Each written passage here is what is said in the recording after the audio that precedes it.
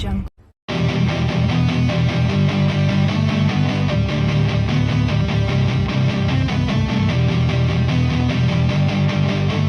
Timnas Indonesia memanggil 28 pemain untuk mengikuti pemusatan latihan yang merupakan bagian dari persiapan menuju Piala AFF 2022.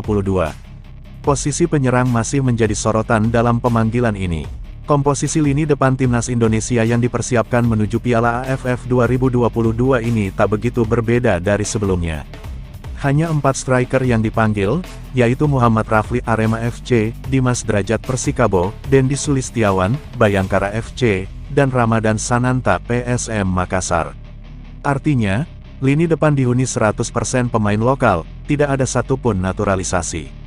Ini sekaligus jadi tantangan bagi para pemain untuk membayar kepercayaan yang diberikan pelatih Shin Tae-yong. Saat tampil di Liga 1 musim ini, bisa dibilang hanya Dimas Drajat yang tampil meyakinkan. Dia menjadi yang paling subur di antara striker lain di Timnas Indonesia. Dimas Drajat mengoleksi 5 gol dari 10 pertandingan yang dijalani Persikabo. Sementara Rafli, Dendi, dan Ramadan terbilang masih belum konsisten.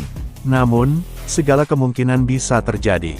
Ketika kompetisi terhenti karena tragedi Kanjuruhan pada tanggal 1 Oktober lalu, bisa jadi semua pemain menjadikan pemanggilan negara ini sebagai pelampiasan.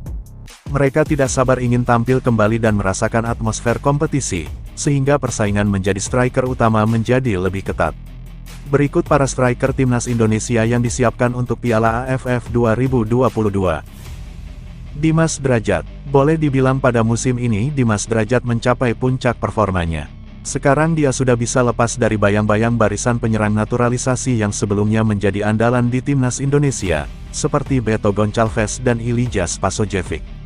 Selain itu, kesempatan bermain lebih banyak yang didapatkan di Persikabo juga ikut berperan membuatnya menemukan permainan terbaik. Pemain berusia 25 tahun ini sudah mencetak 5 gol dan 2 assist di Liga 1 musim ini. Statistik paling bagus di antara penyerang lain yang dipanggil Timnas Indonesia. Sebenarnya, striker naturalisasi Indonesia, Spasojevic memiliki catatan gol lebih baik.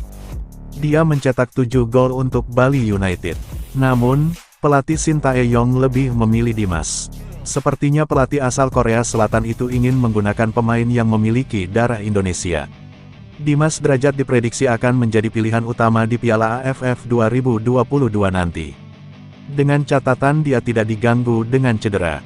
Selain itu, Dimas lebih nyetel saat dipadukan dengan winger, seperti Egy Maulana Fikri, Witan Sulaiman, dan Sadil Ramdhani.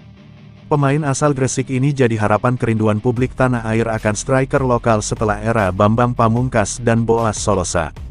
Ramadan Sananta, penyerang asal PSM Makassar 1 ini mulai mendapatkan perhatian.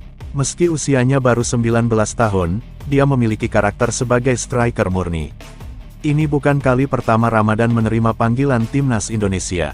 Sebelumnya dia dipanggil ketika laga uji coba FIFA Matchday melawan Curaçao pada September lalu. Musim ini Ramadan tampil dalam 7 pertandingan dan mencetak 3 gol. Paling tinggi jika dibandingkan penyerang lain berusia 19 tahun di Liga 1. Saat ini Ramadan jadi penyerang termuda yang dipanggil untuk persiapan Piala AFF 2022. Secara mental tentu dia belum stabil. Ketika beruji coba melawan Curaçao, Ramadan sempat menjadi pemain pengganti yang ditarik keluar lagi. Ketika itu dia baru 15 menit di lapangan. Ujian mental didapatkannya ketika itu.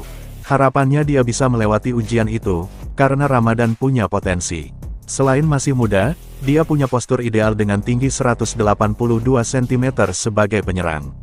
Untuk ukuran turnamen di Asia Tenggara, posturnya bisa berguna untuk berduel bola atas. Dendi Sulistiawan, pemain yang satu ini bisa menempati 2 posisi, striker dan pemain sayap.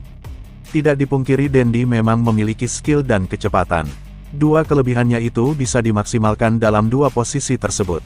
Namun, pada era Shin Tae-yong, beberapa kali dia dipasang sebagai penyerang. Bersama klubnya, Bayangkara FC, Dendi tampil dalam 10 pertandingan.